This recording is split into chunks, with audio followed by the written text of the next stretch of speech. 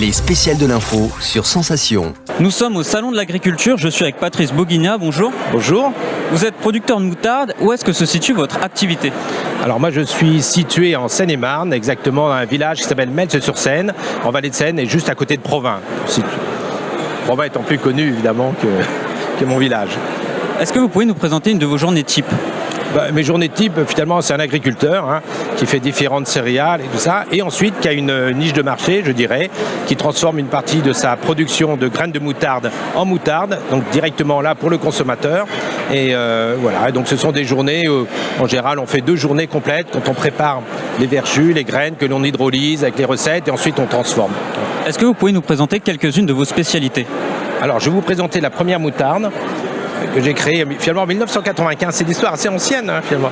Une bouteille, voilà. Ça, c'est une moutarde que j'avais fait avec un vieux moutardier à la retraite qui m'avait aidé à la faire parce qu'il me dit « Oh, mais les graines de moutarde, ça intéresse personne en France, mais c'est bien de le faire. Je vais t'aider à faire une moutarde à ton nom parce que sinon, tu arrêteras et c'est un petit peu dommage. Tu verras, dans les années 2020, on aura besoin de graines françaises et ce qui arrive aujourd'hui d'ailleurs. » Voilà. Une moutarde de province, c'était sur une recette de base médiévale avec du vinaigre de miel. C'est compliqué de faire une moutarde? Disons que de manière très, très synthétique, pour faire la moutarde, il faut 1/3 de graines, 1/3 de vinaigre, 1/3 de mouillant. Après, on épice, on le fait comme l'on veut. Ça, mais il y a un petit process industriel qu'il faut bien respecter quand même. Ouais. Est-ce que vous travaillez aujourd'hui en circuit court? Je travaille assez peu en circuit court dans la mesure où je vends plutôt directement à des restaurateurs ou des épiceries fines. Je n'ai pas d'atelier particulier. Donc moi, mon objectif, c'est plutôt de produire de la graine et ensuite que des gens revendent. Voilà. Justement, vous avez parlé de restaurateurs. Est-ce que c'est aujourd'hui important pour vous de travailler avec ce genre de personnes, ce genre de producteurs? Travailler avec des restaurateurs, l'avantage, c'est qu'ils utilisent immédiatement votre produit. Si c'est bien, ils continuent. Si c'est pas bon, ils vous le disent tout de suite. Finalement, ce sont des gens avec qui on évolue parce qu'ils ont une autre notion finalement du produit. Eux, ils ne sont pas en train de rêver, de raconter des histoires. Il faut que le produit soit bon. Et au moins, c'est extrêmement intéressant parce que les choses sont très rapides. Dans quel restaurant on peut retrouver justement votre moutarde? Écoutez, il y a un restaurant que j'aime beaucoup, c'est le Bistrot du Maquis, rue Colincourt. Vous pouvez y aller. Voilà, ils utilisent les moutardes de Provins. Vous avez aussi les bars à vin avec lesquels je travaille depuis très longtemps, le Ver Volé, rue de l'Ancry. Voilà, vous avez pas mal d'endroits. Et puis après, ce sont beaucoup d'épiceries locales. Vous avez parlé de vin. Est-ce qu'un bon vin, c'est forcément associé avec une bonne moutarde? Un bon vin? Oui, avec une bonne moutarde.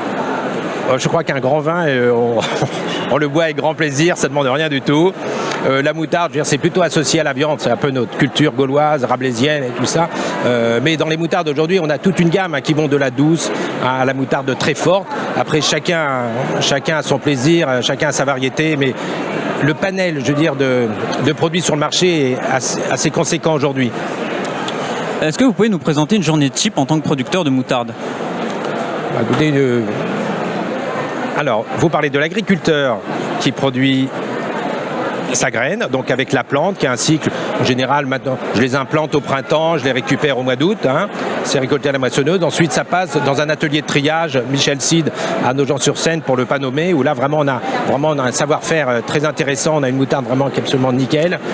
Et voilà. Et ensuite, chez moi, finalement, j'utilise ces graines-là dans une cuve à verjus, où on met du vinaigre, je mets toute ma recette dedans, je fais hydrolyser un certain nombre d'heures, et le lendemain, je fabrique. Voilà.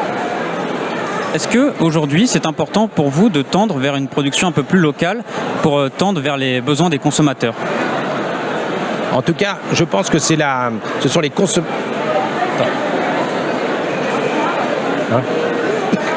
En réalité, il ne faut pas rêver, ce sont les consommateurs qui font le marché, même si on les oriente. Donc c'est absolument indispensable parce que je fais ça depuis très longtemps. Ça fait vraiment depuis une dizaine d'années que les gens s'intéressent à connaître la provenance de la matière première.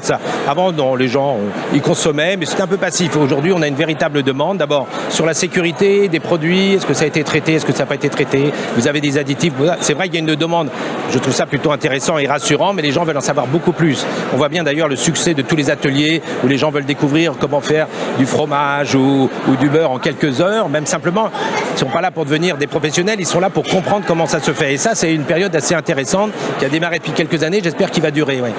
Est-ce qu'avec la crise énergétique et l'inflation, ce n'est pas trop dur pour vous en ce moment? Non, je suis comme tout le monde, je ne vais pas me plaindre sans arrêt, ça n'arrivera à rien. Et effectivement, l'énergie a monté. Je pense plutôt les gros consommateurs comme les boulangers, ça souffrent énormément. Dans notre cas, c'est beaucoup plus ponctuel, c'est plus marginal.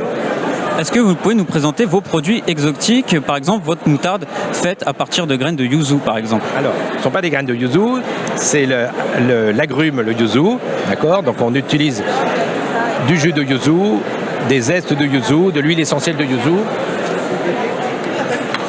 Alors je vous le présente parce que c'est assez intéressant dans la mesure, ce que j'aime avant tout quand même, c'est la rencontre avec M. Kawai, un producteur de yuzu au Japon, qui était venu en France il y a 3 ans au moment du confinement et qui m'a demandé de faire une moutarde avec son yuzu, sachant que le yuzu c'est moins acide que les citrons, mais c'est extrêmement persistant au niveau aromatique.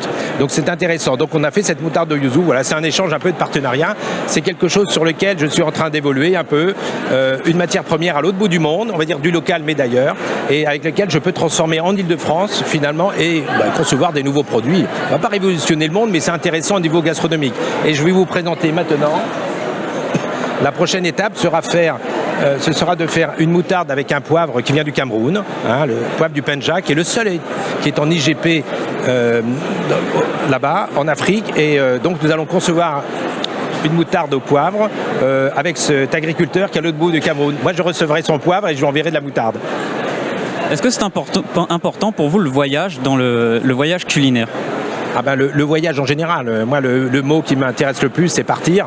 Hein, partir, quand je dis découvrir, c'est partir, c'est la curiosité, c'est la découverte. Et le voyage culinaire fait partie de l'âme d'un pays. Première chose que l'on va dans un pays, je me souviens dans tous mes voyages, chose que je garde qui est très instinctive, c'est l'alimentation. Merci d'avoir été avec nous sur Sensation. Je rappelle que vous êtes producteur de moutarde et vous pouvez revoir ou réécouter cette émission sur notre site ou notre application Radio Sensation.